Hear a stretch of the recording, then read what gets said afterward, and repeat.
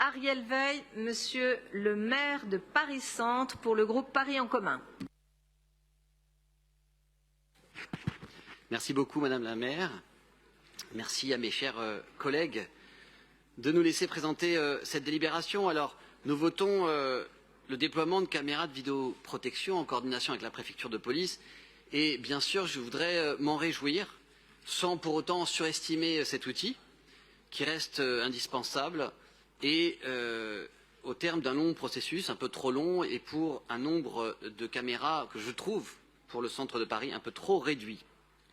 Donc à l'issue d'un dialogue avec la préfecture de police et la mairie centrale sur les emplacements, qui suivait un dialogue et un consensus même entre la mairie de Paris Centre et le commissariat, ce sont 3 sites qui ont été choisis sur une dizaine que nous avions identifiés, ce que, je le redis, j'estime peu au regard des particularités du centre de Paris. Je voudrais y revenir parce que ce point sur l'allocation de nos ressources en matière de sécurité va se poser pendant le reste de la mandature et les critères seront cruciaux, y compris pour le déploiement de la police municipale. Le déploiement des caméras de vidéoprotection dans le cadre du centre de Paris retient les sites de la rue Mellet, l'angle de la rue Volta-Verbois, près de la place Bernard-Lazare, et la place Goldoni, site du 3e et du 2e arrondissement. Alors, c'est vrai que le centre de Paris comptabilise aujourd'hui 175 caméras, ce qui peut paraître à certains beaucoup. Mais je rappelle que Paris Centre, ce sont bien 4 arrondissements. 4 arrondissements qui sont différents les uns des autres, qui ont des histoires politiques et territoriales qui sont distinctes. Et si en effet les 1er et les 4e arrondissements sont parmi les mieux dotés à Paris, après le 7e et le 8e arrondissement néanmoins, c'est pour des raisons évidentes, la présence d'institutions majeures, je pense à celle dans laquelle nous tenons notre conseil, l'hôtel de ville bien entendu, la préfecture de police de l'autre côté de la Seine, d'axes majeurs, les quais, Sébastopol, qui sont d'ailleurs du ressort de la préfecture de police, qui n'est pas sans nous causer de temps en temps un certain nombre de soucis. Et, faut-il le rappeler, les sites touristiques les plus fréquentés, dont les 2 premiers de Paris, avant même la Tour Eiffel, Notre-Dame et le Louvre. Par contraste, et de manière surprenante, je l'ai découvert avec la création de Paris Centre, les 2e et 3e arrondissements sont ceux qui sont les moins dotés de la capitale. Ensemble, ils comptent un nombre équivalent de caméras à celui des arrondissements de moins de superficie, le 5e, le 9e, avec des flux de fréquentation qui sont pourtant bien plus importants entre les touristes, les actifs, et notamment dans le quartier des Halles où les enjeux de sécurité sont innombrables. Je n'ai pas besoin de rappeler que c'est la plus grande gare souterraine d'Europe ou bien sûr à la République.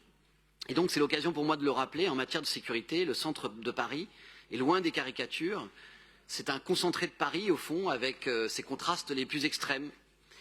C'est aussi le secteur où vivent le plus grand nombre de personnes sans abri de Paris. Et les 367 personnes recensées lors de la dernière nuit de la solidarité, Madame la maire, je vous remercie de cette initiative qui revient d'ailleurs cette année et qui est extrêmement importante. Cette nuit de la solidarité a permis de montrer que le Paris Centre arrivait avec ce triste record, hélas, du nombre de personnes qui habitaient, qui dormaient à la rue. Et pour ces femmes et ces hommes qui vivent à la rue, nous déployons de nombreux dispositifs de solidarité, heureusement. Et nous venons de déclencher le plan Grand Froid, et avec Léa Filoche, qui connaît si bien le centre de Paris pour y avoir grandi, que je remercie aussi pour son soutien. Cette présence forte emporte aussi, il faut le dire, un certain nombre de désordres et de tensions, rixes, dégradations sur la voie publique, et encore une fois, notamment autour des Halles. Alors, Paris Centre, au-delà de la fréquentation touristique, est aussi le centre à la plus forte concentration de bars et de commerces de bouche à Paris.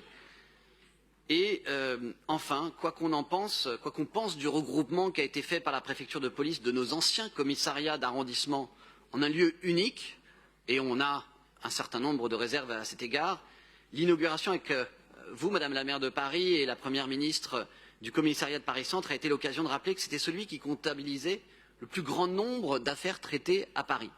Contrepartie d'ailleurs logique de la fréquentation, de l'attractivité et par voie de conséquence de la nécessité d'y allouer des moyens de police à la hauteur des enjeux, je pense à la police municipale aussi évidemment, et aux caméras de vidéoprotection.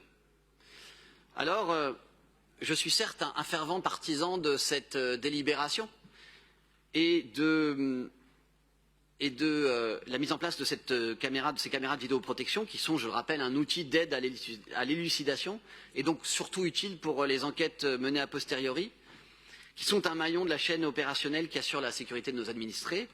Je suis partisan, je le disais, de ces caméras, mais bien entendu, elles ne se suffisent pas à elles-mêmes et la présence sur le terrain d'effectifs en nombre suffisant demeure toujours indispensable.